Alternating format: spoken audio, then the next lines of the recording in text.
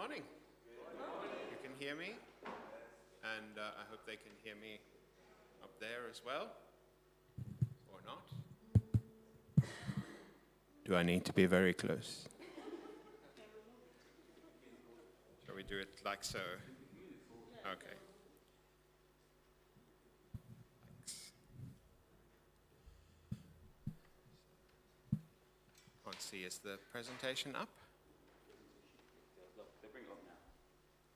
Thanks.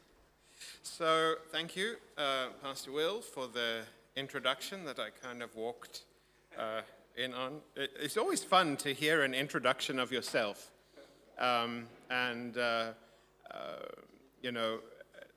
Sometimes you hear yourself spoken of in a way that you don't speak of yourself in your own head. And so your kind words are appreciated, Pastor. This is the first of 4 presentations over the weekend, the first of 3 today.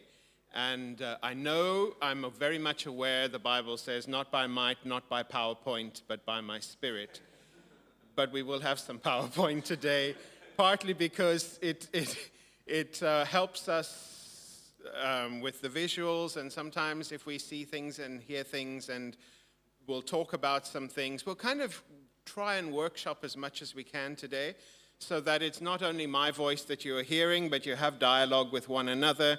You're able to kind of express, and perhaps this afternoon, I don't know, well, even now in slightly smaller groups, I realize we're streaming and so on, so that may make some of this a little challenging. But to keep everybody together, whether it's an online or the in-person, we just want everybody to feel like they're involved, that they're part of a conversation, and these are not necessarily lectures that I'm delivering to you. I've chosen to title this one, Mirror, Mirror on the Wall. And for those of you who grew up with the children's stories, it's a line that comes from which of the fairy stories? Yes, Wost Night and the Devon Swarves. Is that not the one? Yes, somebody was listening. That was just me spoonerizing the Snow White and the Seven Dwarfs. But in the story, there is not only Snow White, who is this young, beautiful, gentle character. There is an anti or an oppositional character in the person of the stepmother, the wicked queen, the wicked stepmother. So in this story from our childhood,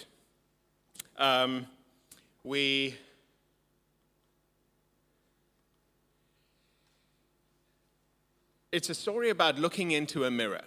And just getting the hang of the...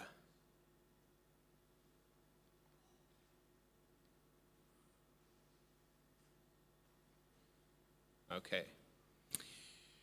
Of looking into a mirror and becoming aware of what the reflection says. And in the story, the stepmother is repeatedly, almost every day, going to the mirror. Mirror, mirror on the wall, who is the fairest of us all? And usually it will say, oh, you are the most beautiful one, you are the most glorious one, you are the one, and everybody wishes they were like you. And then one day the mirror replies and says, you are beautiful, but there is somebody who is more. And on that day, whatever was already latent or sitting within the heart of the stepmother character begins to bubble over. And it's a case of, if I cannot be the most beautiful, I must destroy that that takes away from me. We live in an age, and you'll notice in the reflection in this mirror that I put up, the person is kind of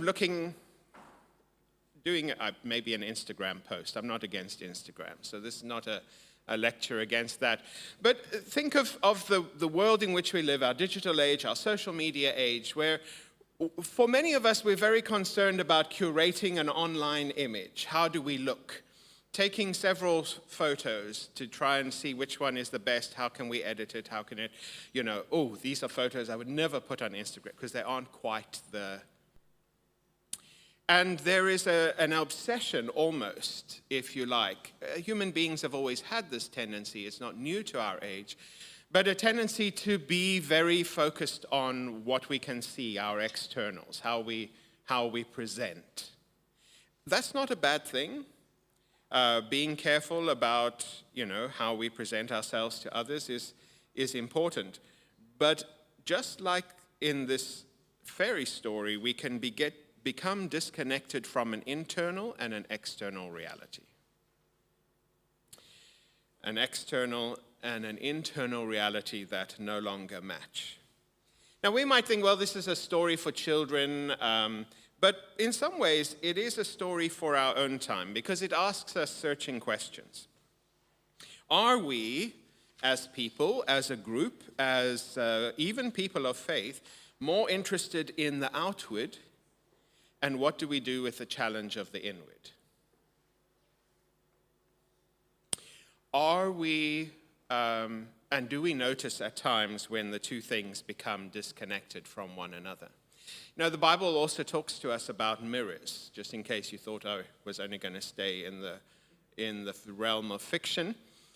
In James, the letter, the epistle of James, right in that first chapter, he talks about a mirror. And he says, anyone who listens to the word but does not do what it says is like someone who looks at his face in a mirror and after looking at himself goes away and immediately forgets what he looks like. But whoever looks intently into the perfect law that gives freedom and continues in it, not forgetting what they have heard, but doing it, they will be blessed in what they do. So James is kind of pressing, he says, yes, we look in a mirror, we see a reflection, we see something, but we're also hearing something from the Word, and we're wanting to bring two things into not just conversation with each other, but we want resonance between an internal and an external reality. Even as we read that text or as you heard it, you might think to yourself, but who on earth would do that? Who would look in a mirror and then walk away and forget what they saw? What's the point of the mirror? Or what's the point of looking? It's a pointless action. The answer that James clearly is presupposing is that we do that. We do look into the mirror of God's word, notice things, and then go away as if we've forgotten what we've seen. Our lives, all of our lives, are littered with failures to take action on any number of things. And because I don't know you, I'm not telling any of your stories here. I'm simply reflecting that which I know to be common to myself and the people that I journey with.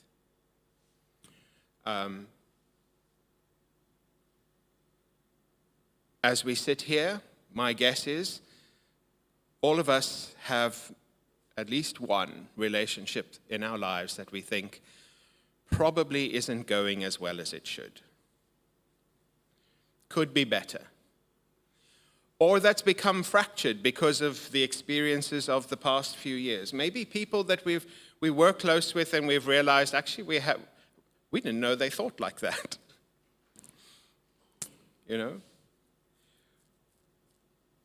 I sat with a group the other day, last Sabbath in fact, and we were talking just about some of these issues.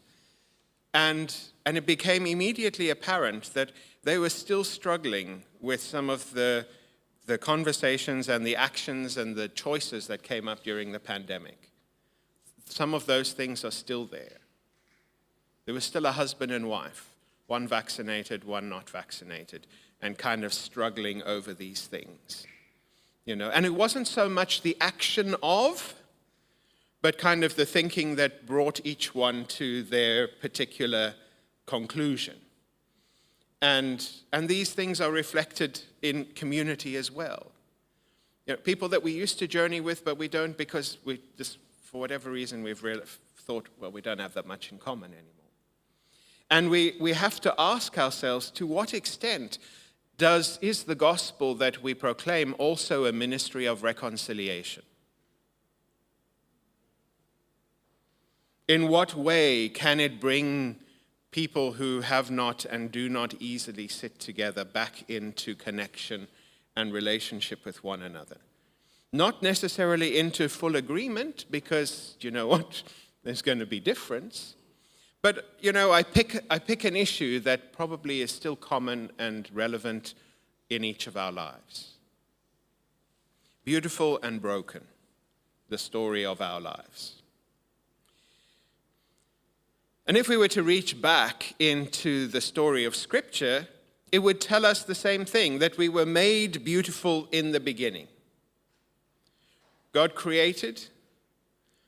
On the sixth day, he made men and women together in his image, and he declared it very good. Of course, by the time we get to chapter 3 of Genesis, we have the fall. And one of our challenges, certainly as people of faith, is that sometimes we are tempted only to begin the story in Genesis 3. And we forget that the story begins in Genesis 1. And so as I relate to you from a Genesis 3. You're broken, you're fallen, you're all of these things. But it's also important to tell the story from Genesis 1. You are created in the image of God. You are made like him. There is something in you that evidences God, that speaks of God, that lives that presence of God out in some way that I do not.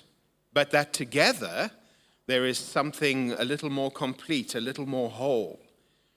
And that's the beauty of how difference is dealt with in the gospel story, that it's not about sameness, but the variation that allows us to declare something about the gospel, about the God who creates beautiful from the beginning. Perhaps later this afternoon we'll come back to the idea of, in our evangelism, in our mission, in our reaching out, where do we begin the story? Because where you choose to begin a story often will determine the conclusion or the point to which you are going. Pick any story in history and start it at different points. You will end up with slightly different versions. If I tell you the story of me in the UK, that's a story. It's not a false story. It's a true story.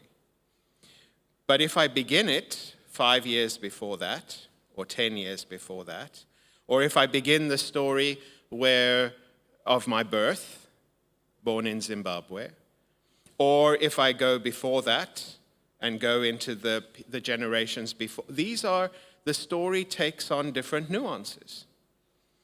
It means different things.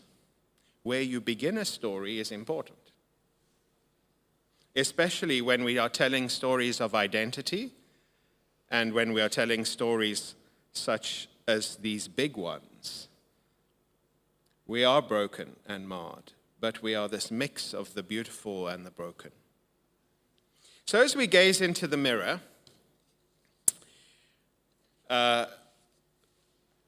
we should begin to see a picture forming. In 2013, so this is our mirror, this is our church mirror that we're going to look into, collectively, not Edinburgh or the Scottish Mission per se. In 2013, the Adventist Church, we had a membership summit, and it revealed something very alarming, that since 1960, we have been consistently losing 1 out of every 3. So for every 3 people that joined the church and became baptized members, we lost 1. The exact statistic is actually 43%, so it's just beyond a third. but it's hard to lose a fraction of a. You can statistically, but in reality, more difficult. So as we gaze into the mirror of us as a church and as a denomination, this is something that we see about ourselves. It's not all that we are, but it is something that we see. And so for all that is beautiful in our collective reflection, there are also some things that we need to notice that are painful to look at, perhaps some things that are broken. During the 50 years between 1965 and 2014, and I haven't been alive for all of that, but nearly, 3 million people walked away from the collective church family. That's a big number. That's a very big number. What were the top 6 reasons? Oh, well, anybody want to guess? Relationships. Yes, lack of friends in the local church, that was number 3. Family conflict was number 5, and personal conflict with church members was number 6.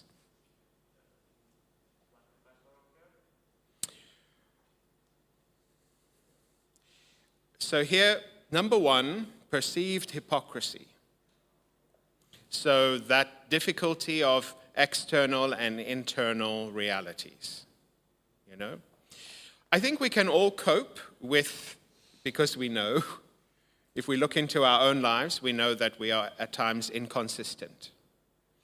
The difficulty, I think, often is when you come up into a situation and for whatever reason we are unable to acknowledge the inconsistency.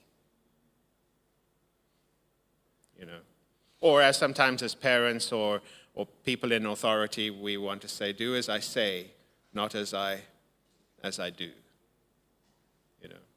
And we live with that tension.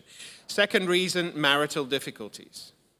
So just notice how many of them actually have to do with relationship. Lack of friends, high level of conflict in the local church, other family conflicts, and personal conflicts with church members.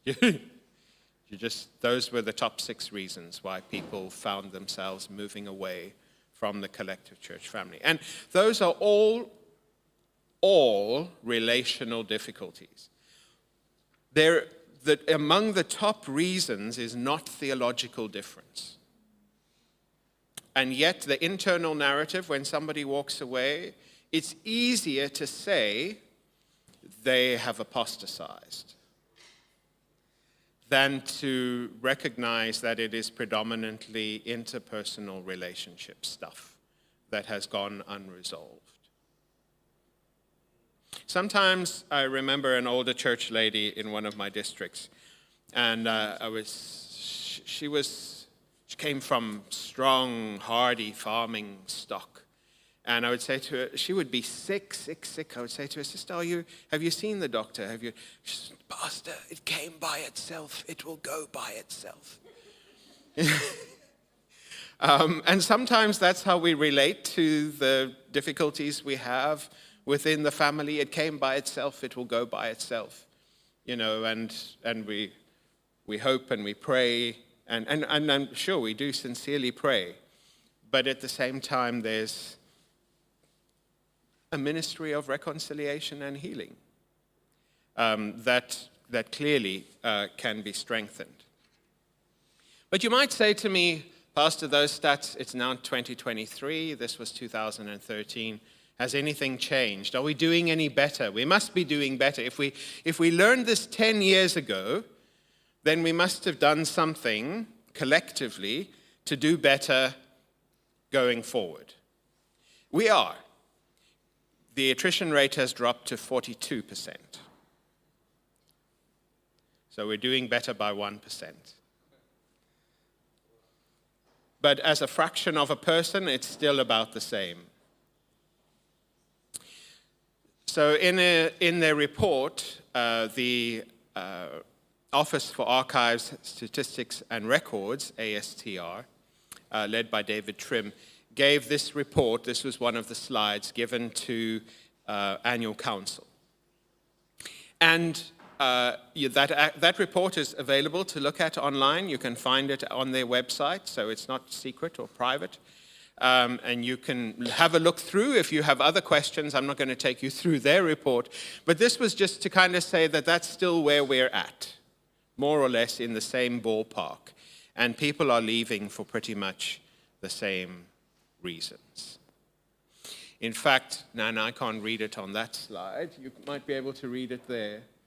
Since 1965, that big number, 42 million, just shy of 300,000, have been members of the Seventh-day Adventist Church. And of those, 17.5 million have chosen to leave. So that's not people who died. That's people who requested to have their membership dropped or otherwise removed from fellowship. Okay. So that's our internal mirror. But there's another mirror that we can look into, and that is our wider context, the world around us. And broadly speaking, many of us grew up in Christian cultures. In other words, in contexts in which Christianity was defaulted in some way, where it was not uncommon to meet another Christian. Where I grew up, while it might not be overtly Christian, if you had a crowd of 100 people, you threw a rock into it, you would hit somebody who believed in God. Pretty much. And if they didn't articulate it quite the same way you did, you already had a shared platform, conversation, to talk about the divine. As we look into our own context, and not just since COVID, our world has shifted and changed quite a bit. In a study that the Church of England did some years back, it determined by their measures that at least 60% of the UK population is now beyond the reach of traditional churches. If you consider yourself a traditional church, this is a mirror for you to look into, that around 60% of the people around you may well be beyond your reasonable reach. And that has not to do because you aren't doing anything, but because the two entities, if you like, and this is not homogeneous. The 60% are not homogeneous. You wouldn't kind of say to them, oh, okay, you all believe the same things. No, they don't. Just as not everybody in the church believes exactly the same thing either. But between the two groups, so much space has developed that it is hard to reach across and it is hard to hear. And so you can end up framing beautiful and good conversations on this side that just don't land on this side at all. In fact, the dynamics have moved. For many of our traditional churches, we are framing the conversation around belief, actual beliefs. So if you think about the traditional witnessing that we were all schooled in, you did a Bible study on what? What were the things you wanted to give people Bible studies on? The Sabbath, the second coming, the state of the dead, the three angels' message, fear God and give him glory, the hour of his judgment has come, and so on. Over here, in the 60% or more, the issue is not what you believe. Is it even reasonable to believe? Is belief a plausible option? So while we might be having conversations about these are the specific things you should believe, over here, is it even plausible to believe those things or have belief anyway as a grounds from which to build specific beliefs? Can you see the disconnect that has grown up and developed over time? And let me say this, so I'm from the South England Conference. We have a significant number of language-specific, national or ethnic-specific congregations. And in some ways, that's a little more manageable in a larger body and context.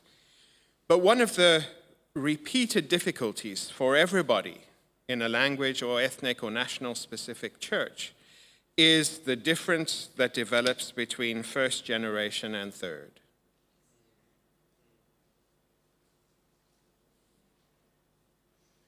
And first generation is largely about preserving an identity, a particular expression. How are we Adventist? How do we worship? How do we belong and keep a particular kind of identity while in a new place? We don't want to lose ourselves. We don't want to become general. We have a particular story, and we want that to be passed on, and we want our children to know where they came from, and we don't want them to visit home and be strangers. We know they're going to speak whatever we speak at home with an accent, and that's going to be bad enough, but do they know enough? And often even the way that we do church when we get together has input from our cultural traditions, And we all kind of think that the way we did church back home is probably the best way for everybody to do it. So, everybody would be better off if they did it the way we do it back home, where we don't have some of these other issues. But in time, our second and third generation and fourth generation, if we've been here long enough, become not just third culture children, but they become folk who have a toe over here and a life over here. And they may not feel like they have left an identity or whatever. They just have, of necessity, created a new identity that is not a mirror image of their parents or grandparents. And you know what? As an immigrant family myself, that's kind of what we should expect.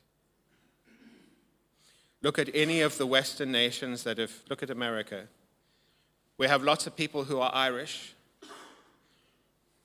That's why Ireland's such a popular destination. Come back to their Irish roots or whatever. But actually America has, people with roots from Germany, Lutheran roots from Scandinavia, whole mix of people. But there's a sense in which an American identity becomes the dominant one. And there is something that sits alongside it. And that is something that we as migrant and immigrant communities have to think through and work through. What does it mean for us? Because actually our best chance for a continued conversation between these worlds are the young people that we raise between these worlds. Some of us will never be able to make the transition to be able to be meaningful here. But our contribution is very much in the framing of the people who will be able to go. But we can't do it with only a perspective of this. We have to be able to come up a little higher in order to have the bigger conversation. So anyway, I kind of got a little lost in something that wasn't on my notes. So that was for free. So I'll go through this fairly quickly. According to the 2021 census in England and Wales, and of course you know that while we all did a census, it's not a combined picture. Northern Ireland has its own, and Scotland has its own, and England and Wales have theirs together. So based on the England and Wales one,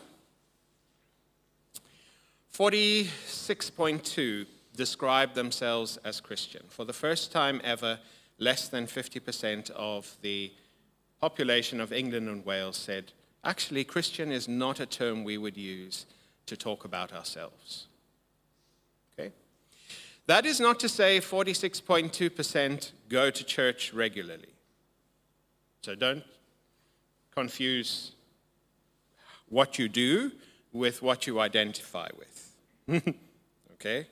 And I'm not going to get into the whole discussion about the language we use for personal identity, but we do live in a time where being able to frame your identity in the language you want to use is important. So what we're saying then, 37.2% said, tick the box, no religion.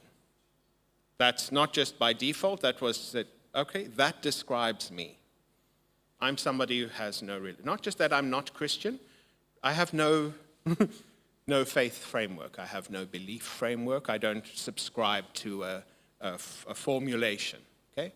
6.5% identified as Muslim of that population group. And we sometimes, at least where I live, because there are parts of London and elsewhere where there is a strong Muslim population, if you live around or anywhere near that, your perception of the overall percentage is greatly increased. So people will tend to say, oh no, Islam is like 10, 15% of the population, and that may be shaped by actually where they geographically live, work, and interact, because they see more people from a particular group. Okay? But collectively, 6.5%. The remaining 10.1% represent any number of smaller religious communities and people who have identified specifically or written in, I'm a humanist, I'm an agnostic, I'm an atheist. But it includes Hindus, Sikhs, the Jewish community, which represents about 1%, and other written-in responses such as pagan, Jain, shamanism, and so on. So that's a picture in England and Wales. And it tells us that about 53% of the British public in that area do not use Christian in their identity formulation. What's it like in Scotland? Well, in 2011, from that census, 53% of people in Scotland said they were Christian, and the indications are that this fell to 33% in 2022. That's quite different to England and Wales. Okay? Of those 33%, 18%, so that's not 18% of the 100%, it's 18% of the 33%, identify as Christian and regularly attend church services. 70% of young people aged 18 to 34 stated that they have no religion, which is up from 50% in 2011. So this is based on an article in the Herald, which you may or may not consider a reliable newspaper, but it was kind of forecasting because the Scottish census results on religion are not yet available. So when that comes available next year or the year after, and remember we're talking in Scotland 5.5 million people. So you're talking 33% of 5.5 million. And of course, it will be interesting then, once all of that data is available, to press in and say, well, who are these 33%? What other parts of their identity would be interesting or helpful to us to understand who these people are? So, sorry, my titles were out of order. There we are. So what do they think? Let me just kind of press into this. In 2018, the Barna Group, who are well known for doing research on Christian communities and Christian life, did a study. I don't know if you can, I can't read it on the back screen, but that's why I have notes. 9% of the general population, so this was a UK study. It's difficult for me to say how many were from Scotland, but it was a UK-wide study. 9% of respondents to their study said that Christians are relevant in my life. 24% said that the church was hypocritical. 17 said that the church was simplistic. This is the general public, not necessarily people within. 14% felt that the church offers hope for the future. 26% said that it was good for the community. And 11% felt that the church helps people meet their health and well-being needs. Okay? So I think there's some affirmation in there for much of the work that we do, both as an Adventist community, but also within the wider Christian presence in our communities. So what reflects back to us as we kind of ask these questions is not all bad, and nor is it all kind of a slap on the wrist, or as that you're all hypocrites. No, it's not kind of. There are people who experience us that way, and to also be fair, in these questions, people are not distinguishing between various groups. For many people in the UK, if they read, while obviously for us, we may make a firm distinction. You hear, oh, this happened in Ireland, it was a Roman Catholic-run orphanage or a home for unwed mothers or whatever. We say, oh, no, that wasn't us. For a good number of people who are removed or dissociated from the wider Christian tradition, a Roman Catholic and an Adventist are more or less the same thing. A Christian is a Christian. You believe in Jesus, you believe he rose from the dead. Yeah, you guys are all the same. So there is a lumping that we may wish to nuance, but in the wider conversation, it's really not as nuanced as we would want to make it. Okay. In 2015, so just going 3 years before this, they did another study in which 2/3, 67% of non-Christians in the UK who reported knowing a Christian were quick to associate those peers, those people that they knew, with positive traits like being friendly or caring.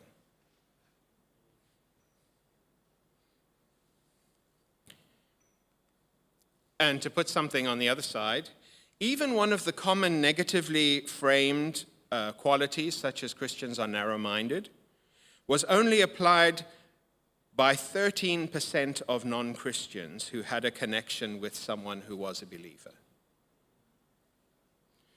What their study tells us is that the greatest influence, positive influence, for the average non-believer is what Ellen White would call the greatest argument for Christianity is a loving, lovable Christian.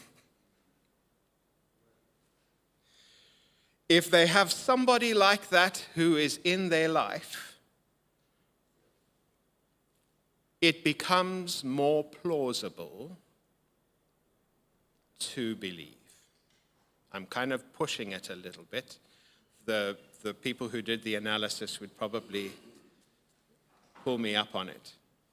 But once you have a positive influence in your life, that's something you appreciate. That's something you want to maintain. That's something you want to hang on to. So if we glance into the mirror again to see our reflection,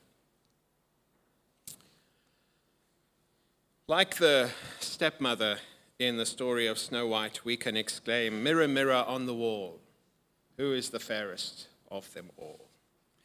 And we want the mirror to reply, "You are, you beautiful Adventists, you are the fairest of them all." And as we look at our reflection, we will also notice the features that are well tended, well cared for, groomed, and neat. And we may wish to minimize those that we value less. Possibly some things that are not always on display. We might be tempted as we look in the mirror to just, adjust our hair, add an accessory. But the mirror doesn't lie. Not unless it's a magical one. But as we look at our reflections, and this is the value of data and these kinds of conversations, is an ability to kind of look and have things reflected back. And then as James says, the worst thing you can do is look in the mirror and go away and forget what you saw. So I'm sorry, I helped you look in the mirror today. And you have the epistle to James saying, don't go away and forget what you saw in the mirror. So I've kind of put you in a difficult position. I apologize. The mirror reminds us that we work in a changed context, that we experience a loss of social and cultural capital. We no longer live in a time when the pressure to go to church, whether you believe or not, or you're active or not, but the social pressure that, what, you don't go to church? That doesn't exist anymore. Now the social pressure is kind of the other way. What? You go to church? Whew. Is it a cult? Aren't they the only things that are still kind of working? You know, what are they taking from you? We live in a time, in fact, social and religious and so on historians will tell us that we live no longer in the decline of Christendom, that is where society is governed, underpinned and managed by the two pillars of the church and the state. And they would hold one another in tension.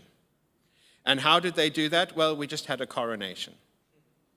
And that was a beautiful example of how the church and the state operate in the world of Christendom to deal with these big things. It is the church that crowns the king.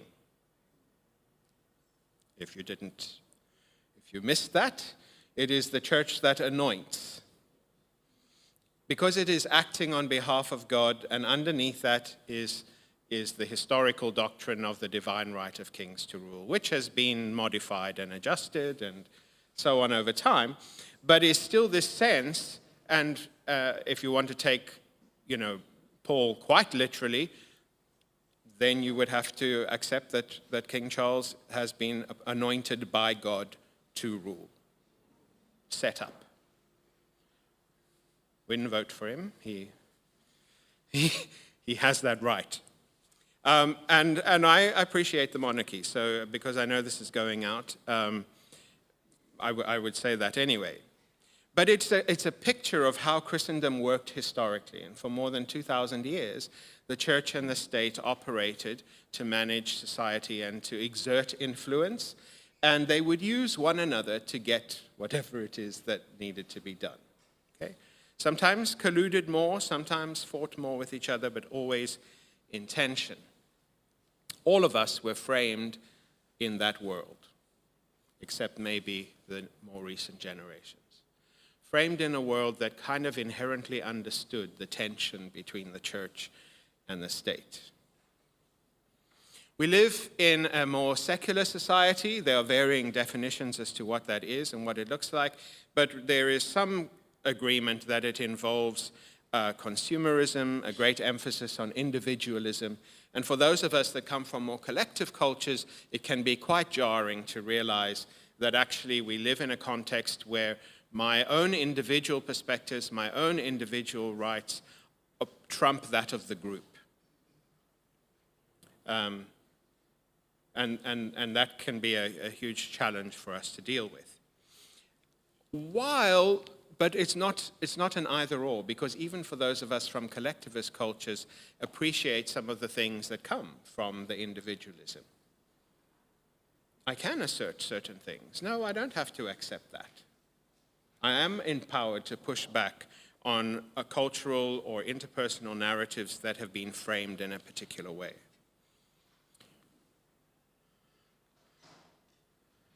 We have also experienced the loss of the nominals. In other words, those people who were Christian but not so passionate about it.